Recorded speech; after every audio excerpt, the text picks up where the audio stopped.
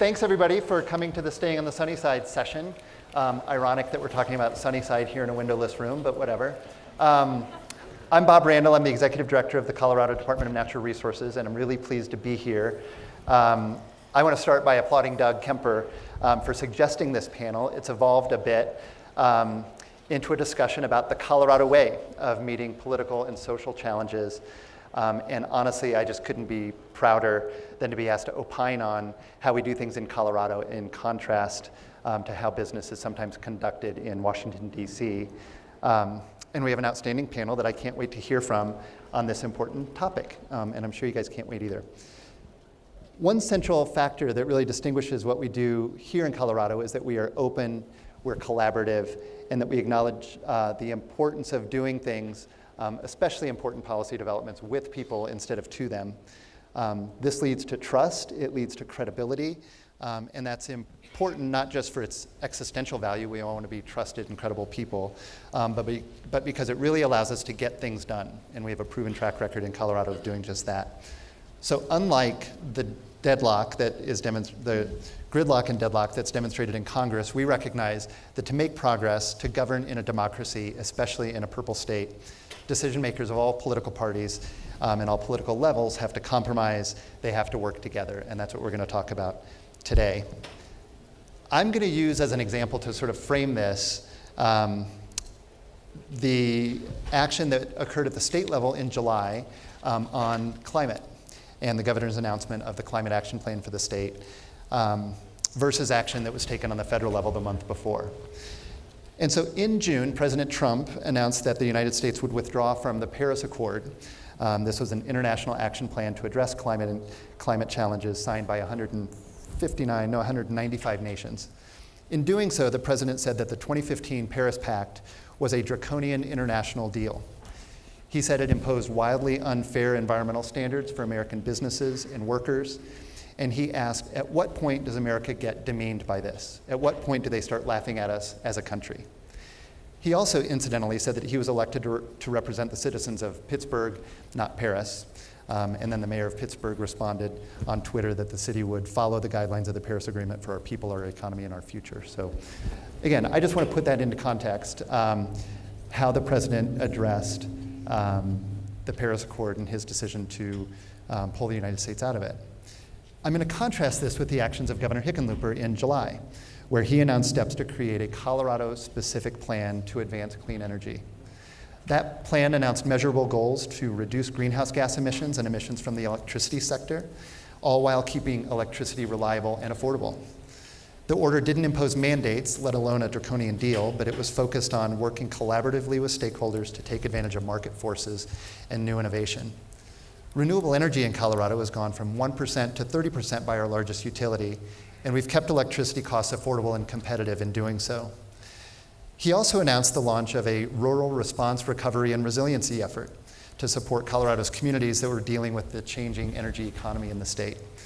The Department of Local Affairs opened a Western Slope office last month with a new position to coordinate state and local resources to stabilize and assist coal communities and other communities affected by the transition. He committed to offer meaningful job retraining assistance so that anyone who's lost their job due to market forces gets not just a job, but a well-paying job that can support their families in these communities. Finally, he launched the Colorado Broadband Office because companies want to move to rural Colorado, but they need the infrastructure that makes it possible to do so. All of this was focused on improving health, well-being, and the environment, and the quality of life in Colorado, all while creating new jobs and ensuring that no one's left behind. So that's really lofty stuff, for sure. And I may have laid it on a little thick there, but I just really want to put it into contrast to the actions on the same topic taking place in Washington. There it was described as draconian, demeaning, and Pittsburgh, not Paris. Here the focus was on communities, citizens, cost. And in Washington and in the mainstream media, there's often this false choice between A and B, between black and white, and between right and wrong, and winners and losers. And instead, I really think that this represents just an example of how we've been focused on areas where self-interests really align and intersect. These are complex topics. They require discussion among a lot of different people that don't often agree. but those discussions inform, illuminate, and really do empower people and policymakers. And so nowhere is this fact true more than in water, and that's what we're here to talk about today, so bringing it full circle. Colorado's connection to the outdoors, to wilderness, and to water is so central to our core values and to our identity. It really is who we are, and nowhere is that more true in a town like Steamboat. Clean water is central to our brand as a state and to our values. It builds our outdoor recreation industry, and it draws companies, jobs, and young people to the state. So that, again, is just to sort of frame this, to talk about the sunny side of how we do things here in Colorado. And so with me on the panel are leaders from the Water Conservation Board, from water providers, and from the NGO and water provider communities, all of whom really do exemplify this Colorado way of getting things done. And so as moderator, I am going to try to tee this up and ask people sort of in turn to address this subject in their own way. So, Becky. Perfect, thank you. So we really were focused on staying on the sunny side. And in the thought process of that, we had to focus on our changing political environment. And I thought about Colorado often in that, and Colorado continues to rise to meet the challenges of growth and increasing demand, regardless of changes in political climate. I'm very proud of Colorado for that. We meet them by working together, like we have for decades, by incorporating diverse viewpoints and by looking at the big picture. This is brightly displayed in the Colorado Water Plan, the Statewide Water Supply Initiative. You heard Director Randall talk about the Climate Action Plan. Projects like Gross Reservoir expansion, we'll hear about that, and Windy Gap and NISP and other projects. We see really how Colorado is focused on that collaboration. We really try to push past the divides, both literally and figuratively, all the while trying to improve public perception and maintaining credibility. It's always been Colorado's direction to develop water resources, but also, as you saw in the values in Colorado's water plan stated so clearly, we have to support environmental and recreational values. But the development and those environment and recreational values are not mutually exclusive. We can achieve healthy growth by taking that all-inclusive approach that Colorado is already so good at. That really was the basis of Colorado's water plan and how we've worked in the past, but the commitment to work that way in the future. So as we have these sunny thoughts on collaboration, it's important to recognize that they've always been present. They've been present for generations. The track record of collaboration is long, but it is growing, and it's important to remember that. In the perspective of CWCB, we were born out of the charge to defend and develop. That was a much different idea when CWCB was born than it is now, but it was really, the political leadership of that day was united to seeking the maximum resource utilization, otherwise defined as beneficial use, which I think everybody in this room probably feels is pretty important. That strong vision to ensure that Colorado has adequate water to meet all of Colorado's needs, all of the perspectives at this table is still reflected today in our balanced bipartisan board, our staff, our programs, our policies. So focusing on CWCB, my focus right now, I really think that we represent what's happened in the past and how we intend to grow in the future. I have to bring up the Colorado Water Plan as much as I can, but specifically, I wanted to quote the only bold-faced statement on the first page of the water plan. We embark on Colorado's first water plan written by Coloradans for Coloradan, and that the hallmark of Colorado's water plan is collaboration. So as we sit here today, we've always thrived in a stormy climate. That is Colorado. So all that to say, we can't have rainbows without rain. And unlike some of the gridlock that you heard Director Randall mention in Congress, we recognize to make progress, decision makers at all political levels, local level, state level, federal level, have to compromise. When they do not, We've seen what that looks like. It's political paralysis. So we have to think about the big picture. We all know that successful collaboration throughout CWCB history has never been without disagreements. I'm pretty sure we've probably all in this room been involved in some level of disagreement. Some of my disagreements have been with people on this table, but we still sit together. Some of our most robust policies, successful projects, sustainable funds were all born out of that compromise, which is to say they ultimately came from disagreement. And so we need to embrace that disagreement and look at how we can use it to pull us together. Ideas and projects that were met with opposition, you'll get to hear about some of those as other folks talk, force us into conversations about priorities and values and encourage wide input solutions developed for multi-use benefits. We must not allow the gridlock that we see in other places to trickle down to our state policy arena. I wanted to talk about one bit of success that we've had with Colorado's water plan, and just to allude to what some of the other panelists are going to talk about. One of the missions within Colorado's water plan was to look at the permitting process, and you'll hear some of the other panelists talk about their own permitting process and some of the success that's come from that. Colorado's water plan really focused on that, and we've already had a success in that arena where we pulled groups of people together, diverse backgrounds, NGOs, utilities, federal government, state government, and developed what was the lean process of permitting. And out of that came an expected permitting handbook. Is it the solution to everything? No, but it really focuses on building on that collaboration like we always have. And it really focuses on how do we build better projects, how do we work collaboratively and ultimately get a better project and work through the permitting process more efficiently.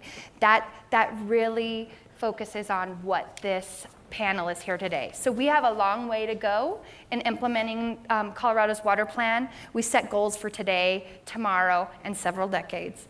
Hopefully I won't be around that long. And when I say we, I mean, hopefully not alive at the time, that all of these things are still getting done. But I hope I'm in this position for a while, because I really like it. But I say we, and I do not mean we CWCB. I do not mean we as the panelists up here. I mean we as how the Colorado Water Plan was developed. The we, the by Coloradans, for Coloradans, the collective we, the collaborative we. That's where I'm at. Thank you. Thank you. Great, and now we'll turn to Patty and Jerry. If you would talk a little bit about permitting processes. Becky touched on that in her remarks and the lean process and things, but if you could talk a little bit about lessons learned, some of your success stories, some of the diverse allies that you've gotten to work with, and how you got there. Okay, I think I'm on first. I'm Patty Wells. I'm the General Counsel for Denver Water, and I'm up here because Denver Water just got its 404 permit for the expansion of Gross Reservoir. So this is how to get a project permitted not efficiently, but well.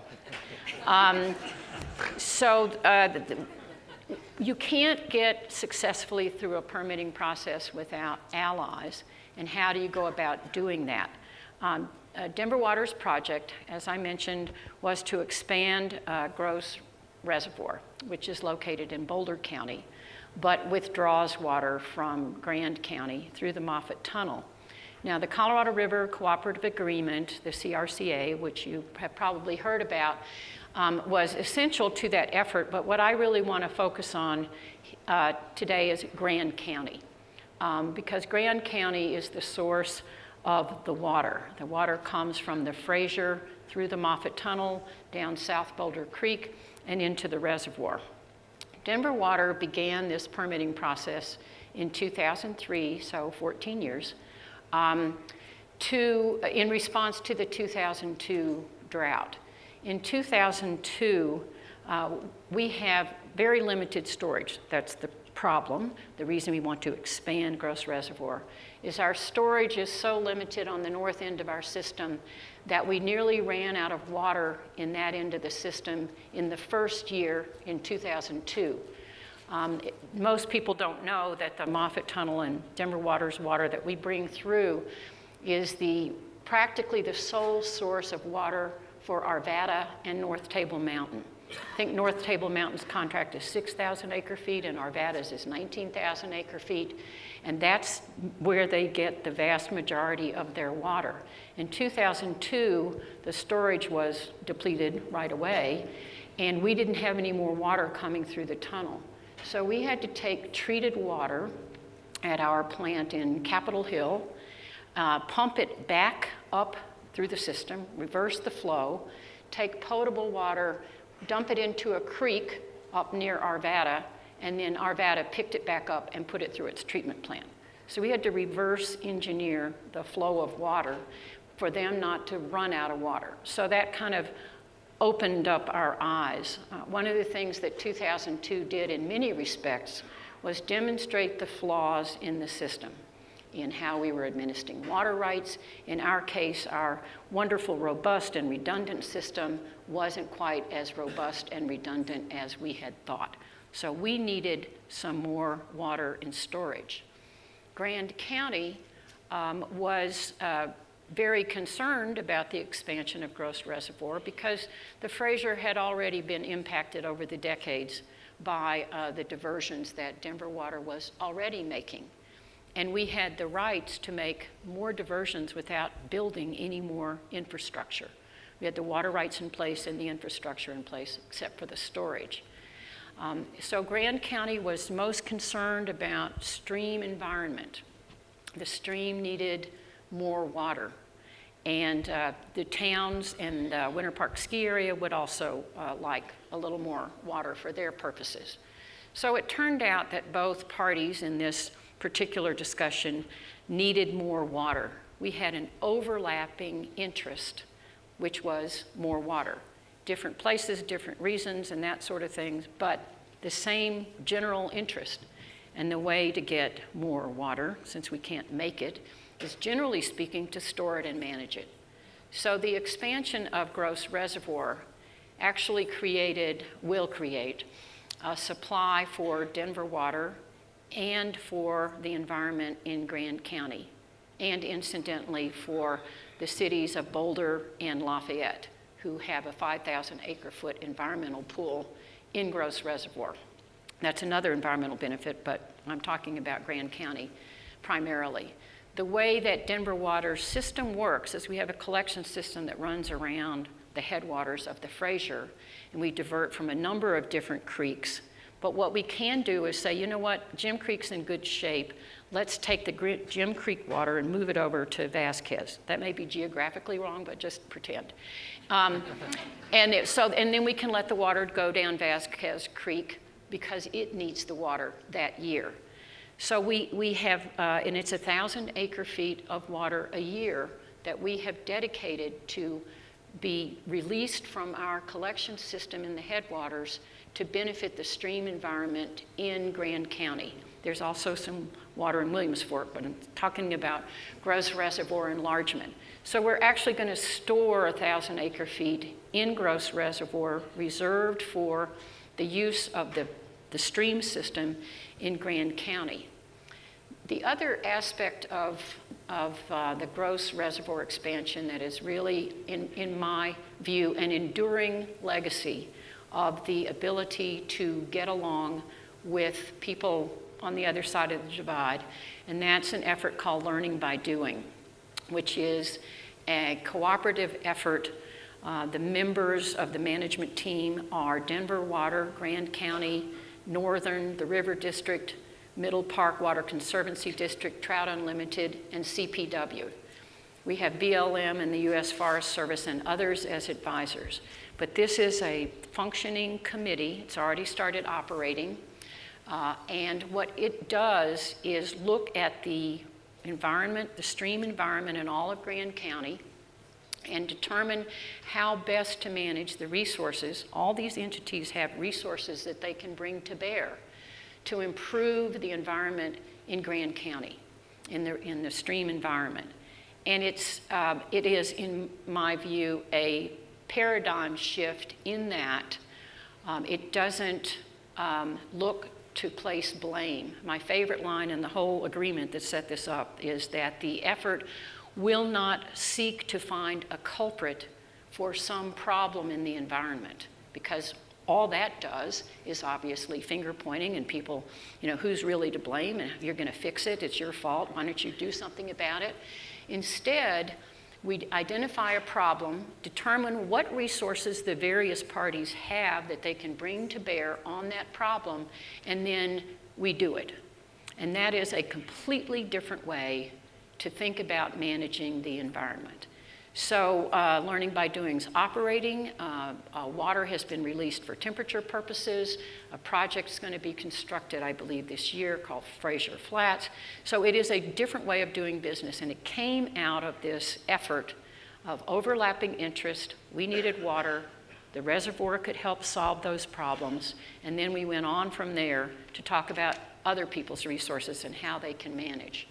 So it is possible to reach agreement. As Becky said, we're all Coloradans and we all really are interrelated. A thriving metro area provides tourists. The rivers in the Western Slope provide respite for the urban dwellers. And so we really can do amazing things for our state, and we have. And I think that I am so grateful almost every day that water is not a partisan issue. You use it, you need it, you do what's best for the people around you, and you move on. So I think it's great. It's great to be in Colorado. Thank you.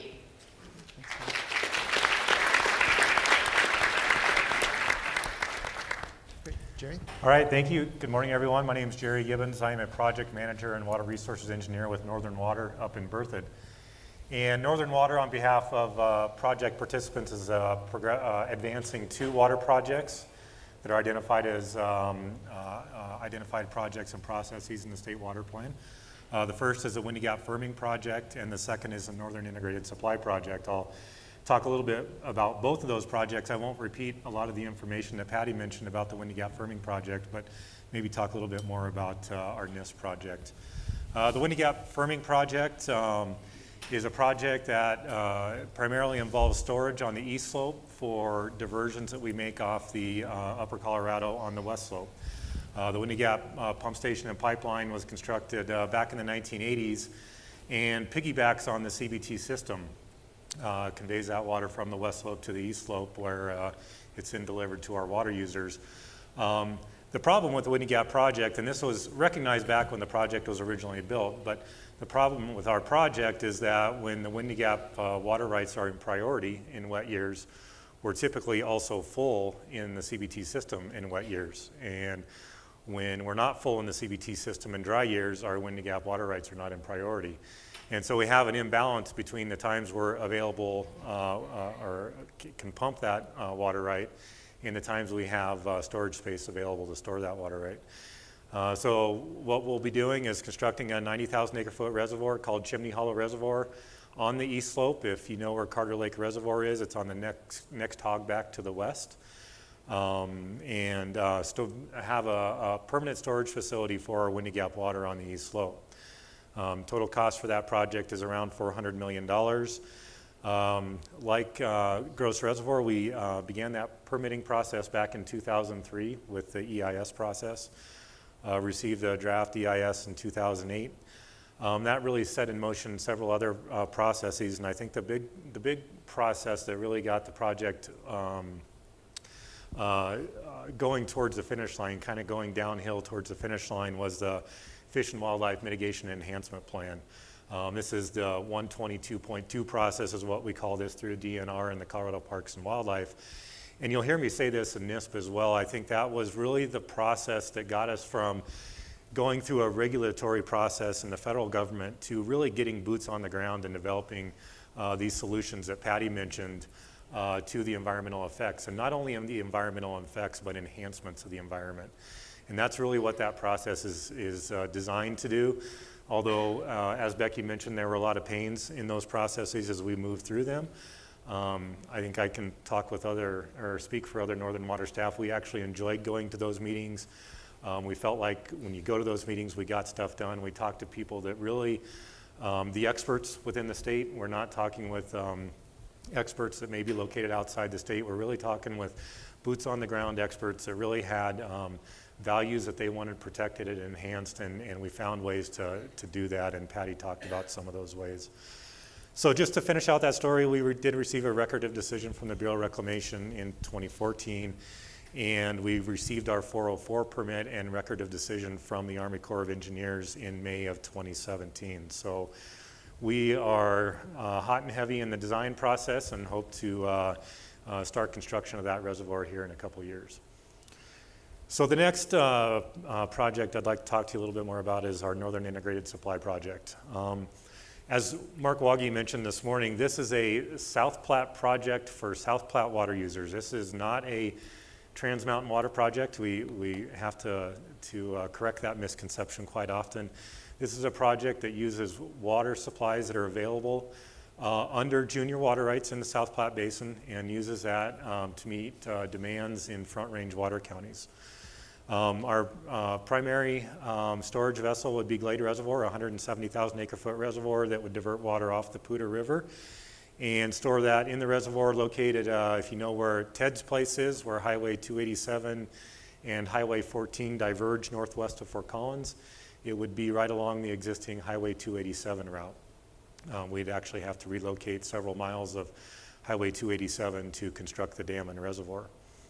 So that reservoir, the primary water right, is a 1980 water right on the Poudre River. So for those of you that know Poudre River water rights, 1980 is very junior. However, in wet and wetter than average years, we would yield water through that junior water right. And in fact, we would have been able to fill the reservoir several times over if it had already been constructed over the last 5 or 6 years, as we've seen these wet years on the Poudre River. The second component of that project is what we call our South Platte Water Conservation Project. This project would pump water out of the South Platte River with 1990s water rights, pump that into a reservoir we would call Gailton Reservoir, 45,000 acre feet located north of Greeley. And then we would deliver water from Gailton Reservoir to 2 existing irrigation companies in the Poudre Basin and take a like amount of water from their head gates and exchange it back up to Glade Reservoir. So there's a lot of infrastructure there, a lot of components. It's been challenging to analyze that through all the different modeling schemes. That is one of the things that took us quite a while in the permitting process. Overall, it's an $850 million project. Similar to the other projects, we started that permitting in 2004. Received the draft EIS in 2008, and then had a supplemental draft EIS prepared in 2015. So again, we are now in the throes of the Fish and Wildlife Mitigation and Enhancement Plan process. And in fact, just back in June, we made our initial proposal to the Colorado Parks and Wildlife Commission. We had a meeting in Trinidad with the commission during their regularly scheduled meeting to receive public comment, and actually just yesterday on the 22nd, we submitted to the commission a revised Fish and Wildlife Mitigation and Enhancement Plan that's based on the public comments we received so far. And again, just like the Windy Gap process, we've really felt that this state process, the Fish and Wildlife Mitigation and Enhancement Plan process, has been a great process to move forward. We made some very significant enhancements to our plan based on what it was in the supplemental draft EIS after talking with CPW and receiving comments on the original EIS. And so to finish out that story, we expect to receive a record of decision in 2018 or 2019 with the final EIS completed in 2018. And hopefully in 2020, 2021, we'll start construction of that project. So, you know, like Becky said, we were asked to kind of focus on the sunny side of these projects, and I've mentioned one of those already, which is the Fish and Wildlife Mitigation and Enhancement Plan process. But, you know, this sounds very cliche, but, you know, the biggest step, I think, in getting these processes moving forward is just getting people at the table.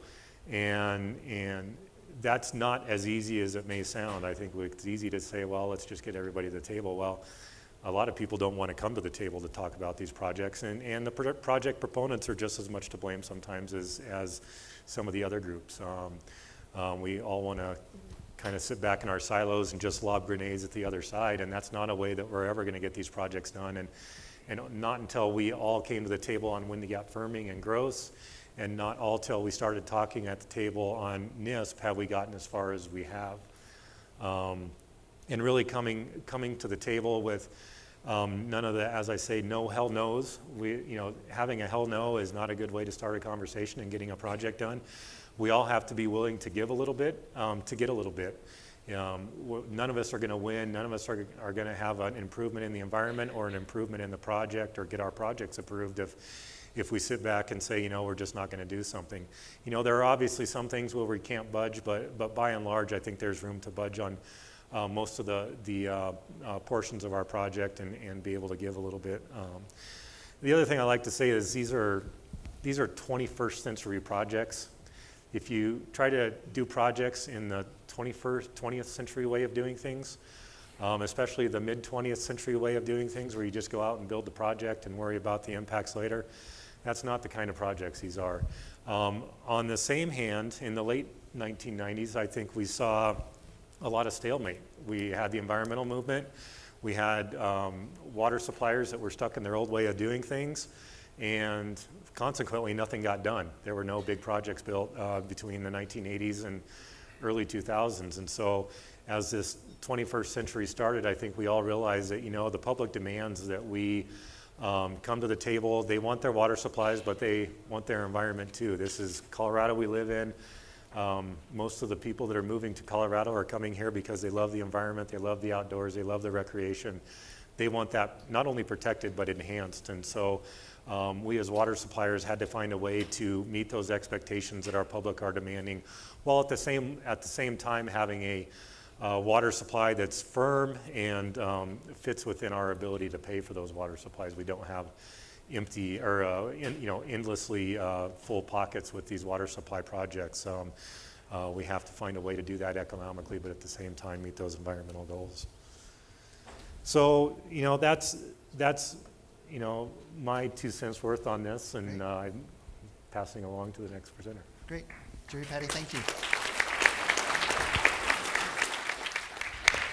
All right. And now we are going to hear from Amy Beatty and Travis Smith. I'd like you guys to talk a little bit about how you have sought projects that incorporate diverse values, environmental values, agricultural values, how you can meet expectations without losing heritage. And we've got to keep an eye on the time. We've got about 10 or 12 minutes left. Yeah, So, great. thank you. Thanks, you guys. Okay. It's right there. Maybe we have Excellent. more time than that. We have the time left. Is there a ticker right there? Right there. Okay. Well, thank you, Bob, and thank you to the Water Congress, Doug and Emily and Shanae, for teeing up this conversation. Looking out in the group here, I know a lot of you because you have invested time in coming to Water Congress. You invested your time being a part of committees, and I'm pleased. Jerry, it's good to see you. And I was looking around at all the people that I've built a relationship with. I'm the person behind this speaker right here. Think about just by you investing your time and being here, I hope it's worth your time.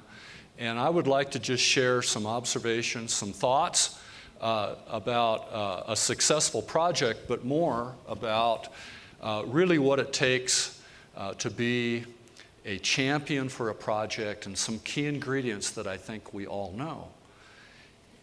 It starts with a phone call, okay? A phone call happened, and it's not by coincidence that Amy Beatty and I are sitting next to each other. Everybody knows who Amy represents and what her organization does. Hopefully, I work for an ag entity, irrigated ag, and I represent ag. But I got a phone call a few years ago from Amy, and it started like this: Travis, I have a project. And I'll turn that over to Amy.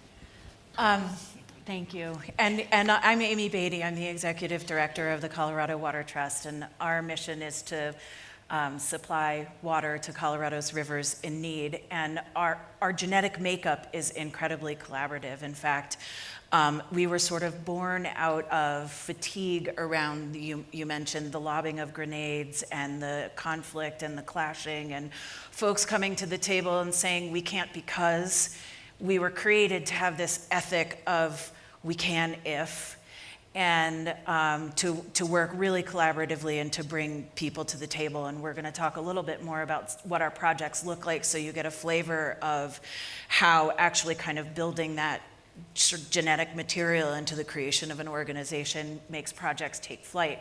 I'm now going to focus on the project where I called Travis, because it actually wasn't a project at the time, it was an idea, and it may even have been the sort of zygote of an idea. And before you want to spend too much time building something in the state of Colorado, our feeling is that it's best to do some listening first, and to pick some people that you trust very much and run your ideas by these people to make sure that if you're going to invest in creating something, that you've got a lot of buy-in. And I think most of you know Travis and his he's almost the Buddha of our community. Buddha. That has nothing to do with his waistline. But he has a very careful and thoughtful and rational approach, and if he disagrees with you, he says it with respect. And so Travis was my first phone call to run this idea by. I said internally, as we were sort of noodling on what we wanted to do, we need to do some outreach first before we try to get this thing to lift off. And so I placed a phone call to Travis. And I listened. And I've been practicing listening for 31 years. And I want to be real careful because my wife, Maureen, is here today. So, men, practice listening, okay? And I think that is the key ingredient.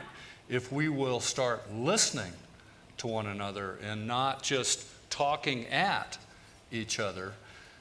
I was impressed that Amy would call me and ask me what I thought. Now, how simple is that? But it was genuine. And she asked me these questions from my ag perspective, and as a water right owner, a senior water right owner, about her project, the prospect of a successful project. I listened. And what impressed me even more is when Amy asked me what I thought, she listened. Isn't that something?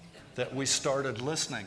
Now, I know that is so simple, but it's one of the key ingredients for a successful project. And I think the water community has entered into a new era, that we are listening more than we're talking at each other. And I'm just pleased, and I want to talk a minute, Bob, about the climate change. And it's about the atmosphere that we're in, the atmosphere that's in this room right now, about the diverse interests and the backgrounds. And my observation from when I started with the Water Congress in '92 to today, there are conversations that are about common interests. That is the ingredient for a project. Now, some of you know I carry the executive summary of the water plan around. I also have a copy of the executive order, and I have my notes from May of 2013 of the executive order. Historic day, political will, state support. And that's what I was thinking about when the executive, and a lot of you remember when the executive order came out, the water plan, this great experiment, and now here we are, and looking at you from this side, the diverse interests that are here. And Water Congress is inclusive. You know, if you want to come and be a part and share your ideas and not just come with your agenda, because the truth is everybody has their own agenda, but to consider the other person's point of view. And I'm just, I am amazed it has happened. Yeah. And that is my climate change model. the atmosphere in the water community has changed greatly. I want to turn that back to Amy and give her the last 6 or 7 minutes. So I did say that I wanted to talk about some projects that we've worked on that were successful because we brought people to the table. But before I do that, I want to say a little bit about what we haven't done in the past because I think it helps define who we are.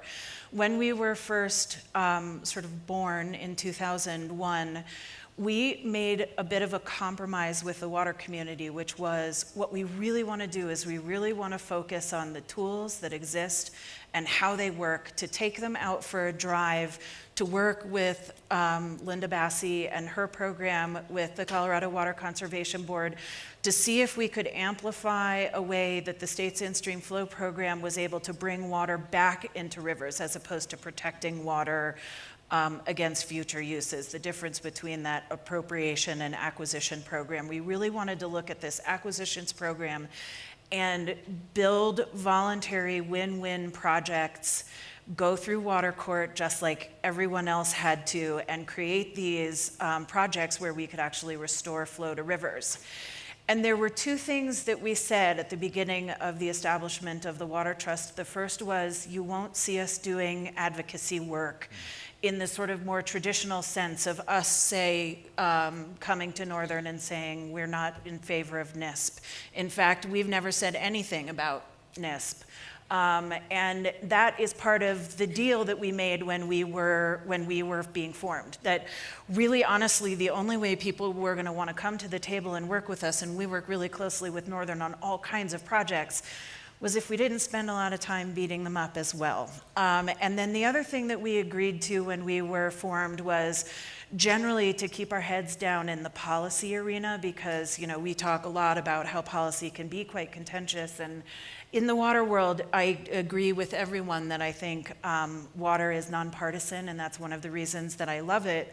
But we do have our controversies, and one of the things that we didn't want to do was spend a lot of time trying to work through the legislative processes. We wanted to take our tools out for a test drive that we already had that had been underutilized.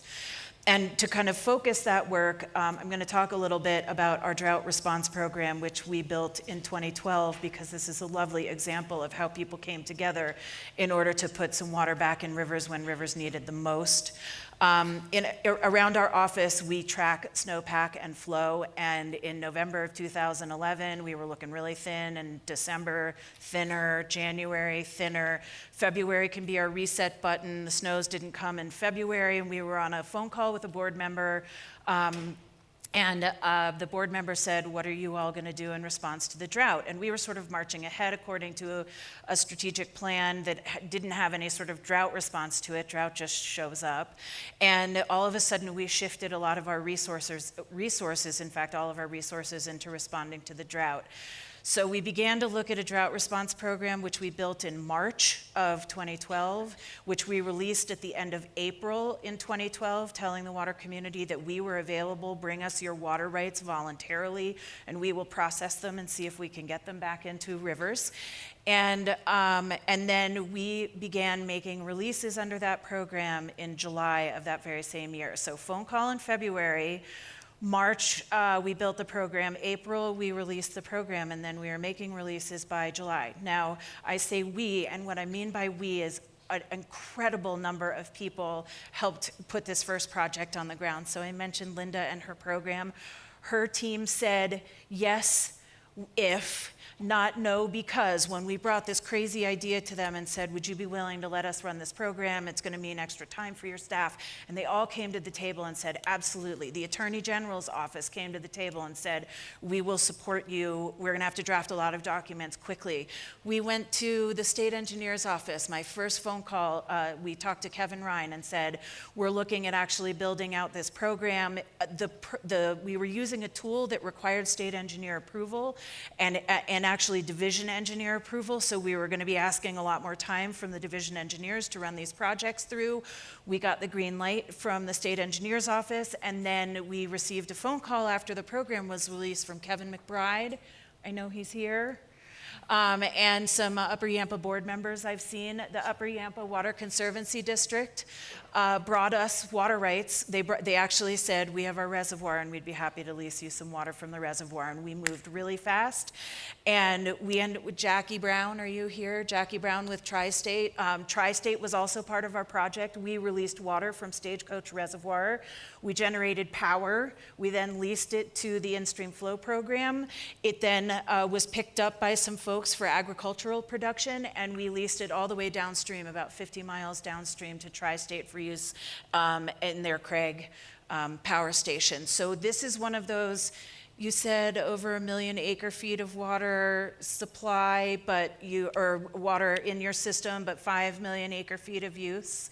This was 4,000 acre feet from a reservoir that was used for about 6 different beneficial uses, with all kinds of folks coming to the table, including funders.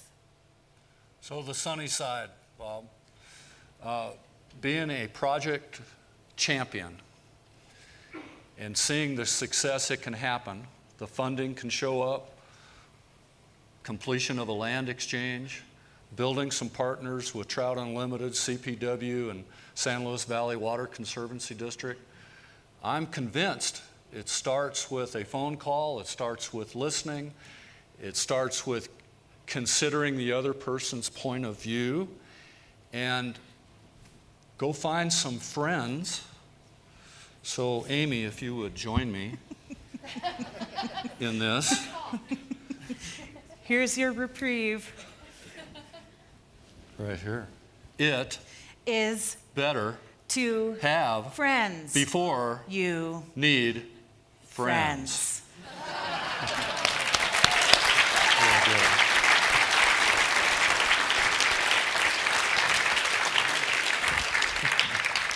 That was great, you guys. Thanks so much. Could we have a round of applause for the whole panel, please?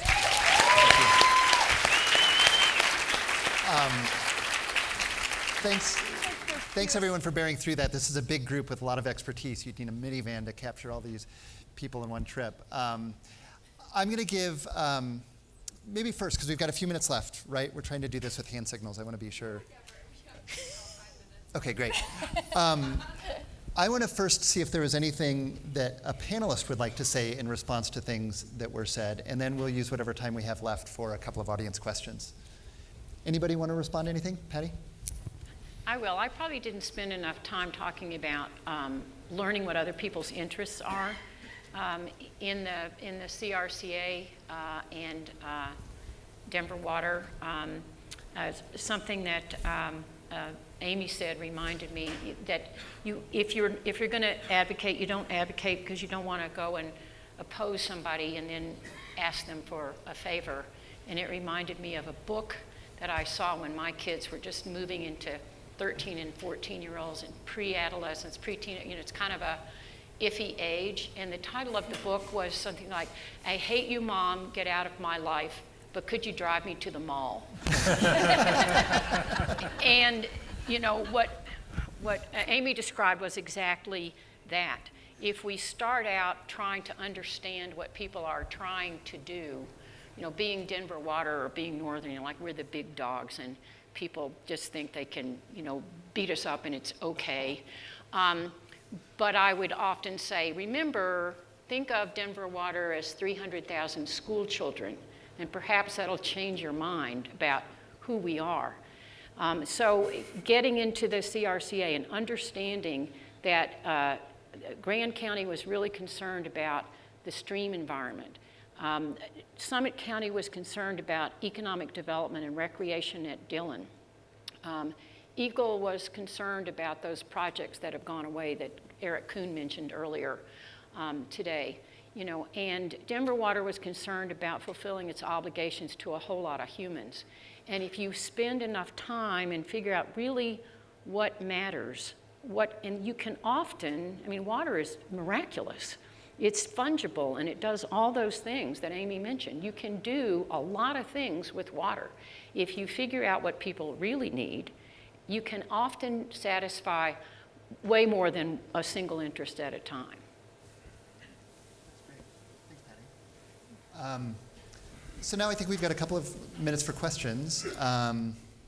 So anyone have a burning issue they'd like to ask a panelist about?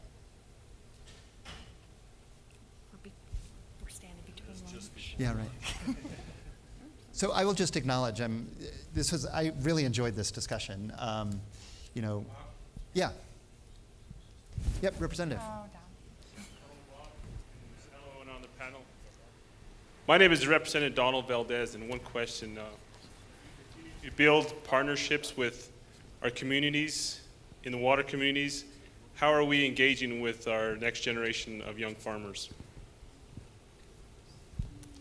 Okay. Thank you, Representative Valdez. I think we've all experienced in the last 10 or 12 years the roundtables. And if you haven't not participated in the roundtable, that is one venue. The other is the young water leaders, and the emphasis on young water leaders and reaching out in the rural communities and being able to have a forum for groups like this. So I'm looking at a lot of gray hairs, and I'm looking at a lot of 40 to 55, and I'm looking at those who are younger than 35. I agree, Donald, we've got to get the younger generation involved. It has to be interesting. They have to feel that they actually can make a difference to be engaged. And I think there's some avenues out there that are in place, but we could do more. If you're not participating in your local roundtable, I encourage you to do that. That is a great place to build relationships.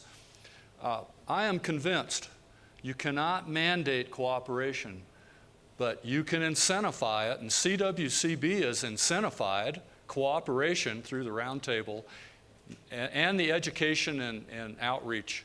So I think as that continues, that focus will be on how we raise up the next generation, especially in the ag community. And also the urban, when they understand that where their water comes from, this education is ongoing. And I know I'm preaching to the choir there, so I'll just quit. I had a quick thought about that question as well. I want to give a shout out to the National Young Farmers Coalition. Yes. If you all haven't heard of this organization, it is a vitally important organization working to eliminate barriers to entry for young people to get into agriculture. And if you care about where your food comes from, I think every person in this room does, then we want to make sure that we keep agriculture productive in Colorado. And one of the ways we do that is by making sure that we're doing succession planning. And the National Young Farmers Coalition has been doing things from the very grassroots and on the ground, helping young farmers buy property, all the way to the very sort of heavy lifting policy work. So if this is something that's of interest to you, I recommend looking up this organization and also considering donating. It's a 501c3 organization that's working really hard to make sure that we bring more young folks into agriculture. That's great. All right. So thanks for spending the time with us. I mean, I'll acknowledge that I might have started a little politically and maybe come out a little hot, but I knew it was going to proceed to Amy linked arms with the Buddha on the end of the road there, which I don't think I'll be able to unsee. But again, thanks for taking the time. Look forward to seeing you all at lunch.